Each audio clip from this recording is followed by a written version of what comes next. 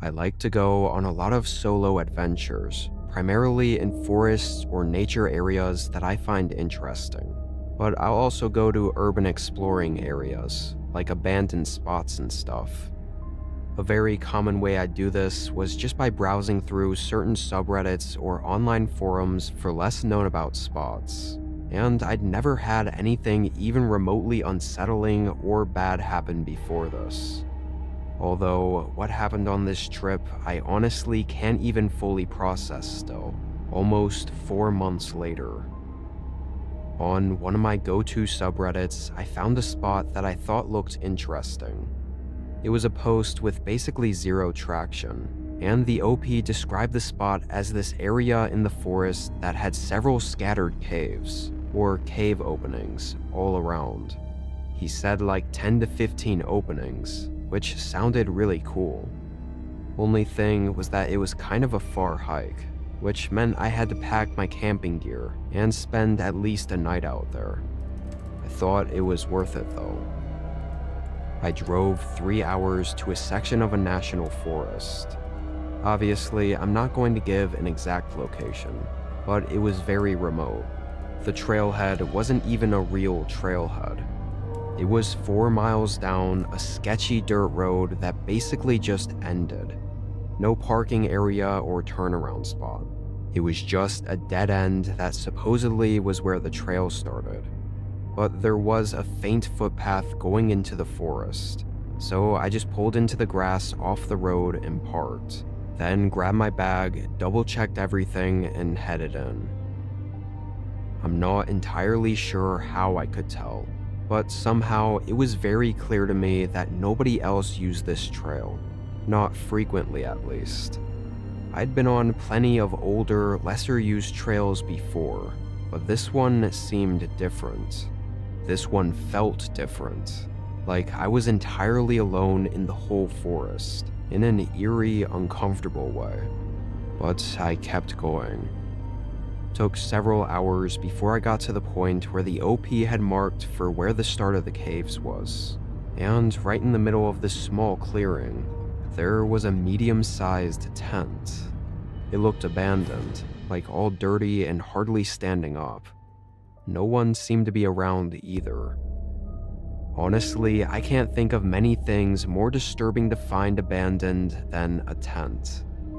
Now that I've had more time to think of it, the only real reason a tent would ever really be abandoned is if someone needed to leave in a hurry.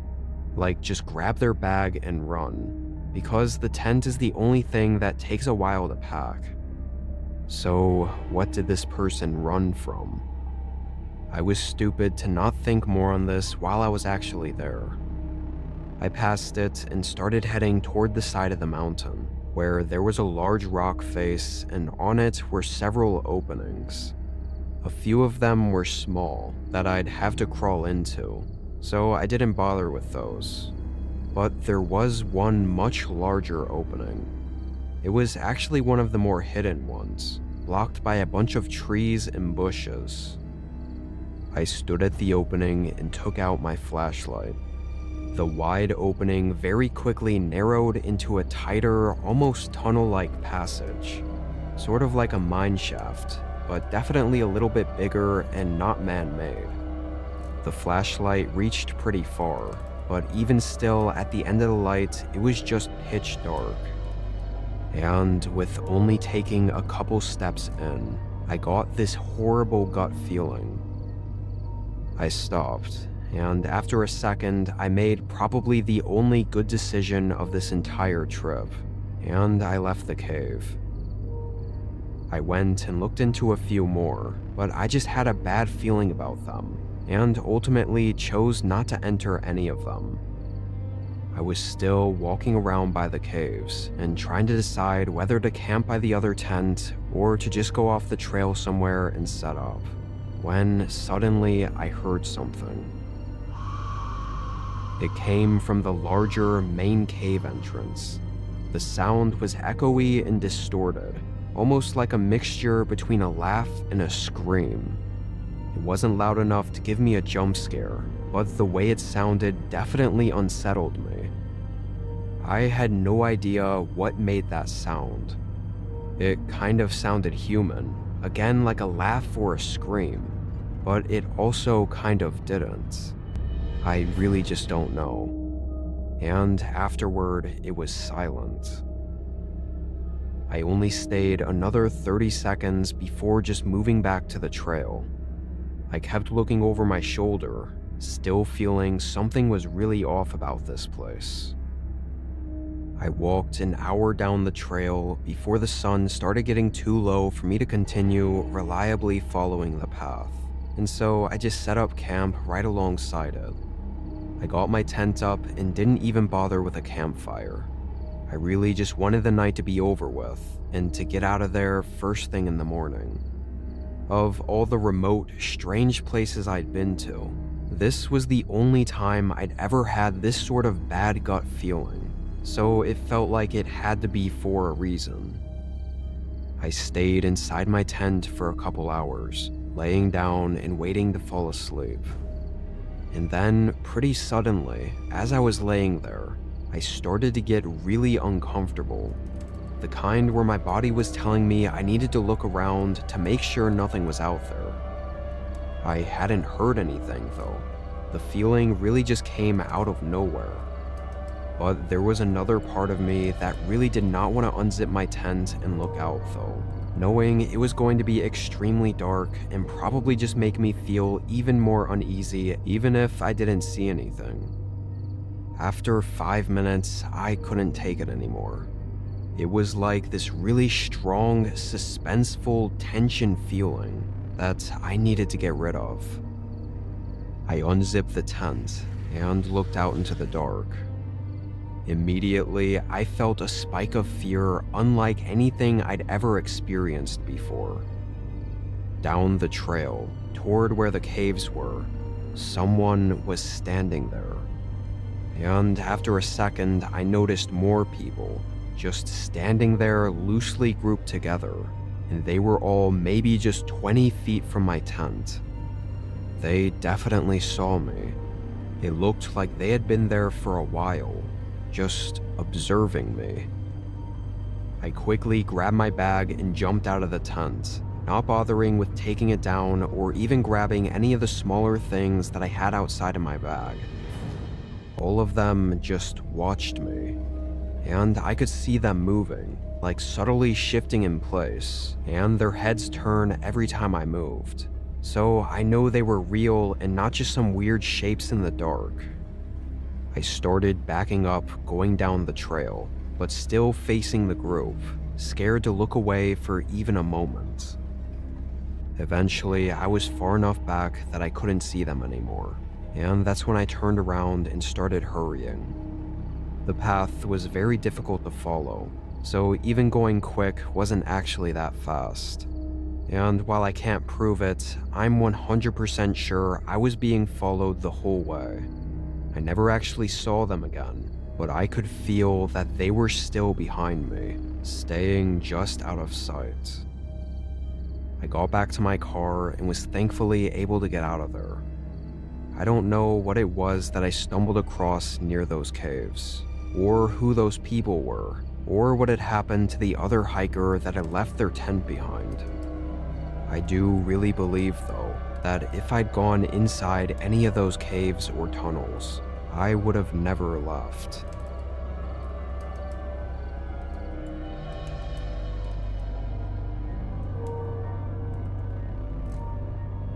This was last summer when me and my two friends, who I'll name Corey and Tyler, went on a camping trip in Montana. We were all just a bunch of college kids that enjoyed the outdoors and drinking around the campfire. This trip was by far the most ambitious of the ones we'd done before, though. It was a 5-ish hour hike to get to our spot, and it was not a real campground area, just a flat spot near the base of a mountain. Every other time, we'd pretty much drive somewhere that we could just camp just down a short trail from where we parked. This felt a lot more like actual camping. The first full day we were there, all of us were convinced we'd never do anything differently ever again, because of how nice it was to be alone out there. no other people around, and just hanging out, being as loud as we wanted all night long. A type of freedom that we hadn't had much of before. We stayed up and had some beers around the campfire until like 1 a.m., which was pretty late for camping. Then we all got in our tents and passed out. An hour later, I woke up.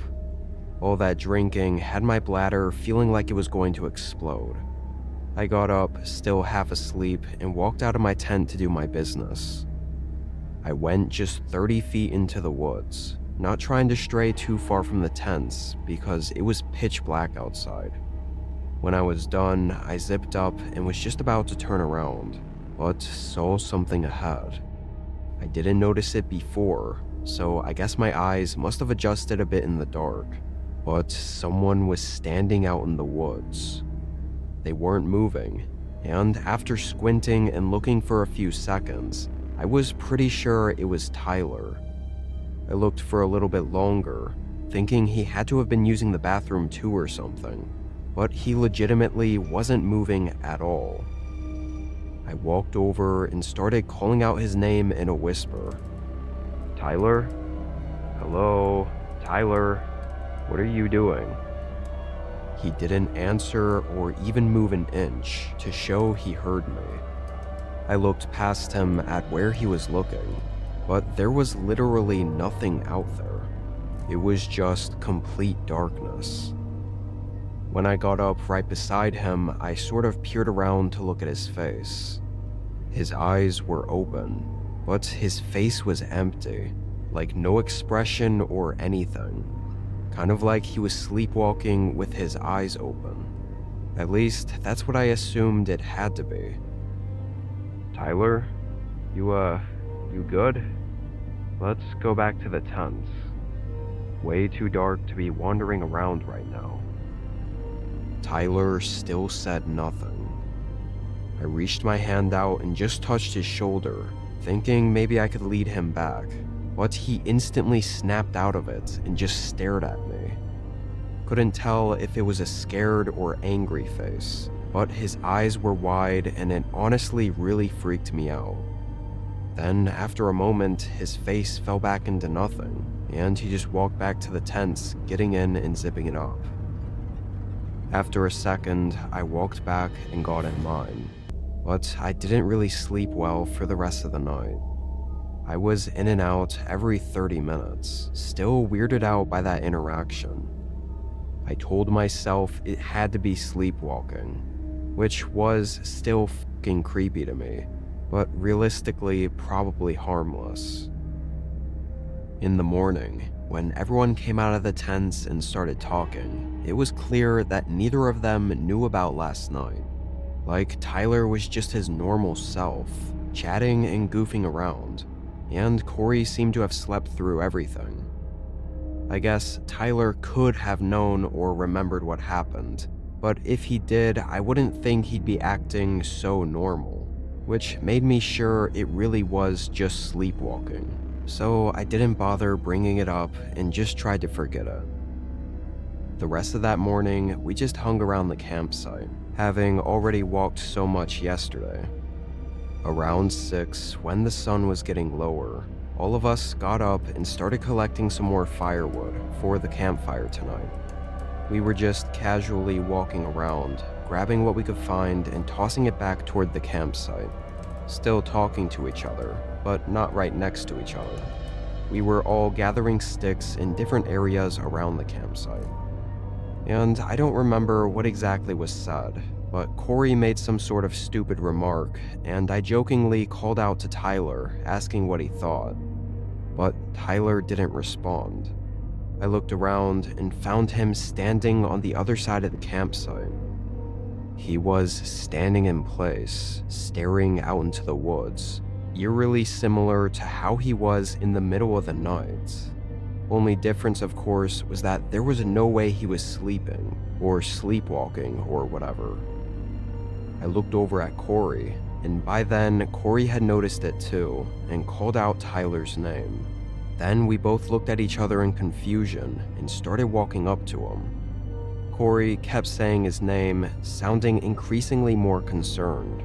But this time, right when we got up to him, he suddenly turned around and responded, asking what we wanted, and looking at both of us like he was confused why we were calling out his name. I just stared at him, but Corey asked if he was okay. Tyler said he was fine, and the whole time he and Corey were talking, I was watching Tyler's face, and I genuinely think he did not know why we were concerned. It was like he didn't remember or process the last minute of us yelling his name and walking up to him. "Dude, we were yelling at you for a while. You were like spaced out or something. Are you sure you're good?" He nodded and looked at us like we were being weird. I looked behind Tyler toward where he was facing before, and it was just empty woods again. Nothing was out there. Now, I think it probably seems weird that after this, we all just continued collecting sticks and sat around the campfire, drinking again and enjoying the night like nothing had happened. But this was just 1 minute of weirdness, and really the same thing with what happened that night. Both of these strange interactions I had with Tyler were just short, random things. The entire rest of the 2 days that we had been out there, hiking and at the campsite, Tyler was completely normal, nothing off at all. So these couple of random, strange occurrences with him seemed to just be that. Definitely weird, but not anything to really be worried about. Anyway, we sat around the campfire pretty late again, and got in our tents around 12-ish, though I don't remember ever falling asleep. I laid awake, tossing and turning, trying to get comfortable, but for whatever reason, my body refused to go to sleep. And eventually, after probably 2 or 3 hours, I had to use the bathroom again. Honestly, I was trying to hold it for a while, because I didn't want to go out there, but after some time, I just said screw it and got up. The whole forest was quiet, and when I looked over at Tyler and Corey's tents, they were both zipped up still. Then I walked up to the same spot from last night, and this time, before doing anything, I stood there and waited for my eyes to adjust, looking all around at the dark. It only took 15 seconds for my eyes to focus enough for me to notice a shape right out where Tyler was standing the night before. What the hell was he doing out here again? I immediately started walking up, calling out Tyler's name. I got about halfway there before I slowed down and then stopped in place.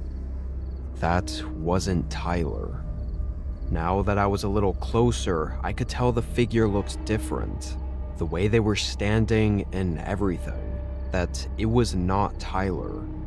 And they weren't looking into the woods. They were facing me.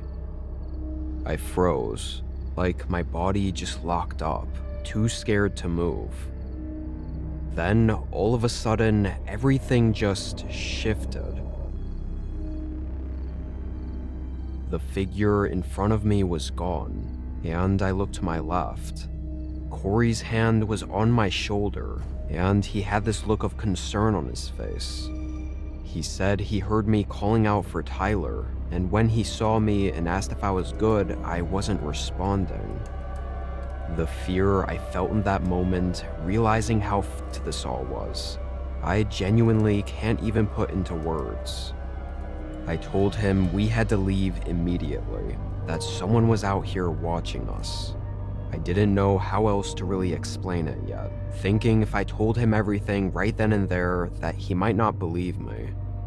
We went back and woke Tyler up, and although Tyler didn't admit to seeing anyone during his strange episodes, he was oddly okay with just packing up and heading out in the middle of the night without any real explanation. Not saying he was lying or hiding something, but I don't know. We packed and got our flashlights out, keeping watch and hiking back to the trailhead. Took almost 8 hours, doing most of it in total darkness before the sun came up. We had lots of talks about what had happened at the camp in the days afterward. And honestly, even today, a year later, we still talk about it, but we don't have any answers.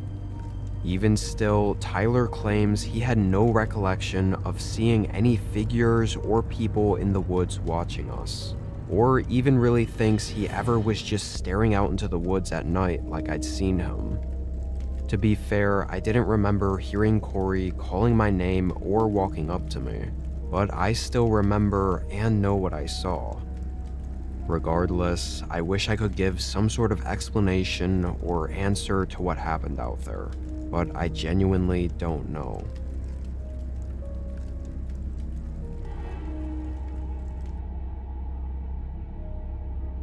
I live on a large property with woods covering pretty much every acre of it. My house was the last one on the block, and it backed up to a section of the forest owned by the government, so it was essentially free for anyone to go walking or camping in.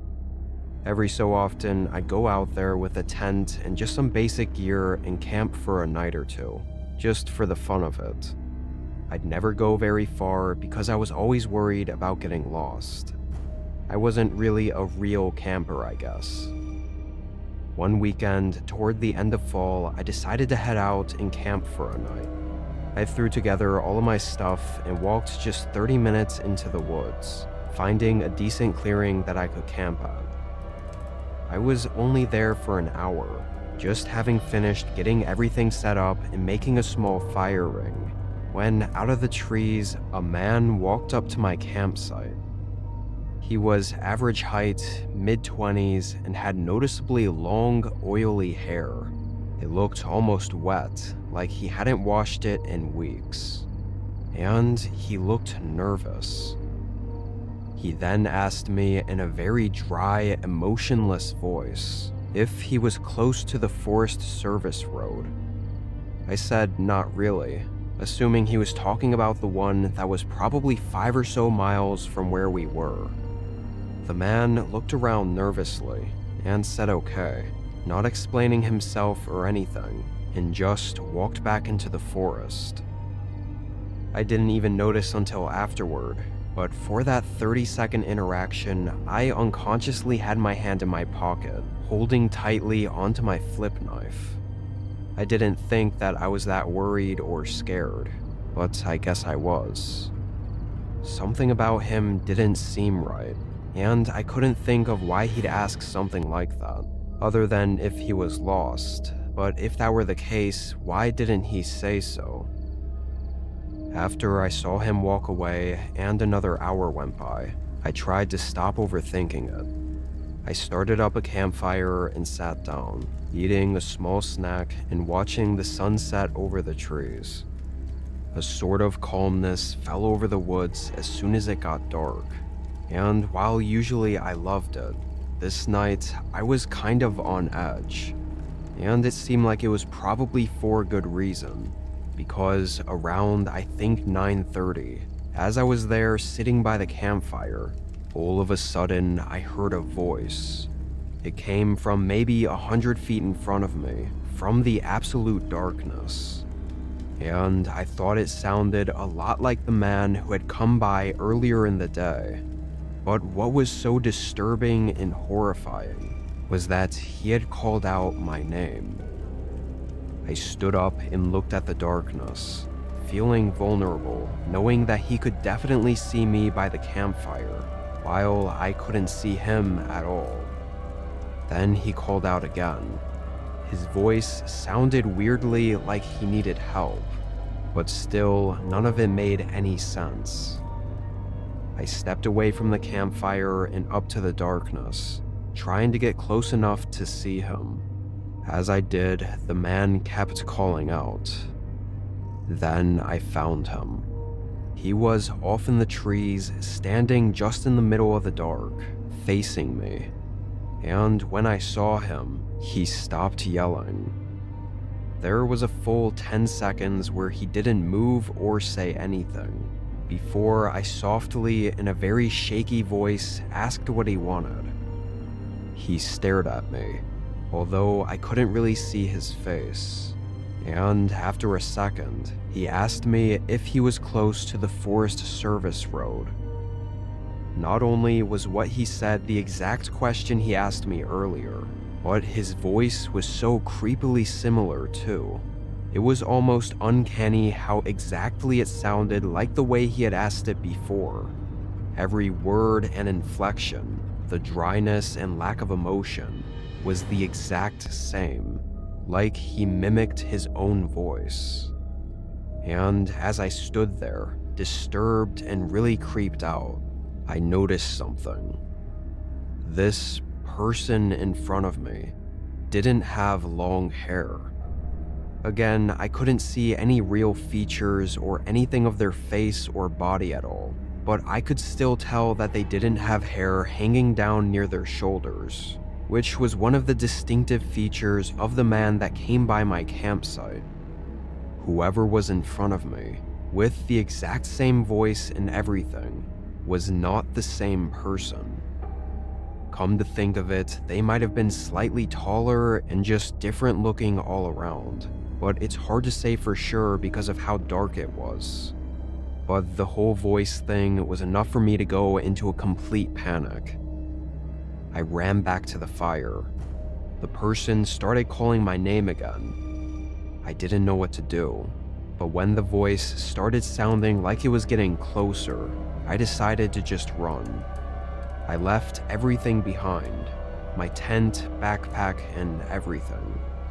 I knew it was a straight shot back to my house, and so I didn't stop until I made it back there. I didn't sleep at all that night, and in the morning, I was terrified to go back to the campsite. I knew I had to get my stuff though, and when I did eventually go back there, everything was still there. Nothing stolen or missing at all. I never went camping in the woods behind my house after that. I swear, even just looking at the tree line at night gives me a really unsettling feeling, like something is out there watching me. I do have a theory for what I encountered out there, but I think it'll only make me sound like I'm crazy, so it's not even worth sharing. For my own safety, I plan to move out of this house and far away from that forest in the next few months, so hopefully I don't have any more updates.